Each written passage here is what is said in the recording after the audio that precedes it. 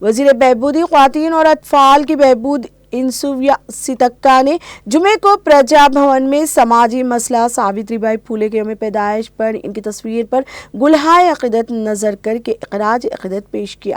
Fisheries corporation کے chairman Matthew سائی کمار، پرجا کبھی جے راجو، کریم نگر ڈسٹرکٹ لائبریری کے چیئرمین ساتھو ملیش اور وجن وگیان ودیکا کے چیئرمین رمیش کے ساتھ سیتکا نے خواتین کی تعلیم اور بااختیار بنانے میں پھولے کے تعاون پر روشنی ڈالی۔ اس موقع پر خطاب کرتے ہوئے وزیر سیتکا نے ساوتری بائی پھولے کے یوم پیدائش کو سرکاری طور پر مہیلا شکشک دیوس کے طور پر تسلیم کرنے کے لیے وزیر اعلیٰ ریونت ریڈی کا اظہار تشکر کیا، جو دلت اور پسماندہ طبقات کا دیرینہ مطالبہ ہے۔